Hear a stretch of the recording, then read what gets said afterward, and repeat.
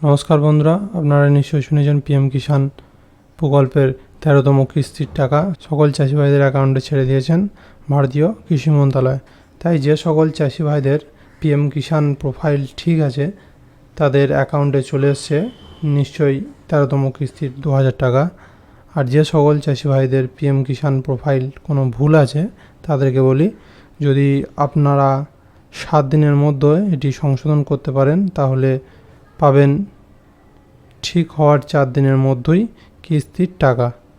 তাই সকলকে ভিডিওটি দেখার অনুরোধ করছি যাতে আপনারা সব কিছু ঠিক আছে কি না দেখে নিতে পারেন। তো প্রথমে একটি ব্রাউজার ওপেন করবেন এবং ব্রাউজারের ইউআরএল বক্সে টাইপ করবেন pmkisan.gov.in, এন্টার করবেন। এই হোম পেজটি চলে আসবে। নো ইউর স্ট্যাটাসে ক্লিক করবেন। আপনি যদি আপনার রেজিস্ট্রেশন নাম্বারটি জেনে থাকেন তো ভালো, যদি না জেনে থাকেন নো ইউর রেজিস্ট্রেশন নাম্বারে ক্লিক করবেন। মোবাইল নাম্বার দিয়ে যদি সার্চ করেন মোবাইল নাম্বারে ঘড়ি থাকবে, আধার নাম্বার দিয়ে যদি সার্চ করেন আধার নাম্বারই থাকবে। আমরা মোবাইল নাম্বার দিয়ে সার্চ করব, তো এখানে মোবাইল নাম্বারটি বসাবো, ক্যাপচারটি দেখে দেখে বসাবো।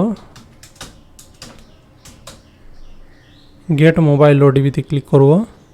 আপনার মোবাইলে একটি ওটিপি আসবে 1195। গেট ডিটেলসে ক্লিক করব। এখানে দেখতে পাচ্ছেন রেজিস্ট্রেশন নাম্বার, চাষি ভাইয়ের নাম। রেজিস্ট্রেশন নাম্বারটা আমরা কপি করে নেব। নেক্সট এটিকে ক্লোজ করে দেবো। আবার pmkisan.gov.in ক্লিক করব। নো ইউর স্ট্যাটাসে ক্লিক করব। এখানে রেজিস্ট্রেশন নাম্বারটা আমাদের কপি করা আছে তো পেস্ট করে দেবো। এখানে ক্যাপচারটি বসাবো। গেট ওটিপিতে ক্লিক করব।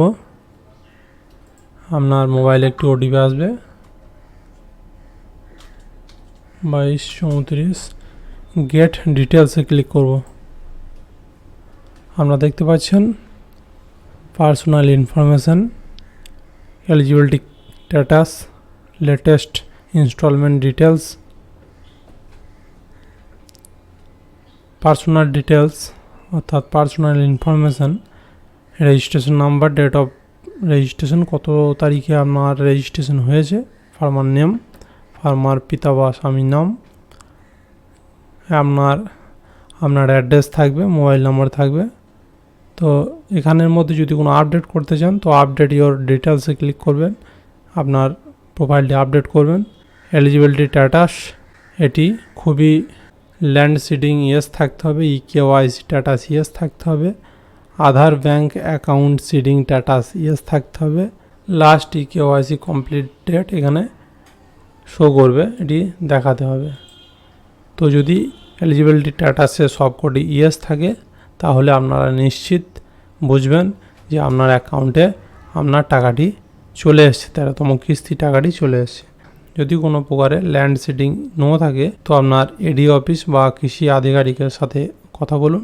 ইকেওয়াইসি স্ট্যাটাস যদি নো থাকে তাহলে আপনার আধার কার্ডে যে নামের স্পেলিং আছে, আধার কার্ডে যে জন্ম তারিখ আছে সেটি যেন আপনার ব্যাঙ্ক অ্যাকাউন্ট বইয়েতে থাকে সেটি আপনি চেক করবেন। যদি কোনো ক্রমে ভুল থাকে তাহলে আপনার ব্যাঙ্ক ম্যানেজারকে বলে এটি কারেকশন করবেন ও নতুন করে ডিবিটি লিঙ্কের জন্য আবেদন করবেন যাতে ডিবিটি লিঙ্কটি 48 ঘন্টার মধ্যে হয়ে যায়। তো বন্ধুরা, আপনারা খুব সাবধানতার সাথে এলিজিবল স্ট্যাটাসটি চেক করবেন এবং আরও কোনো প্রবলেম থাকলে কমেন্টে নিশ্চয়ই জানাবেন। ভালো লাগলে চ্যানেলটি সাবস্ক্রাইব করবেন ও ভিডিওটিকে লাইক করবেন। ধন্যবাদ।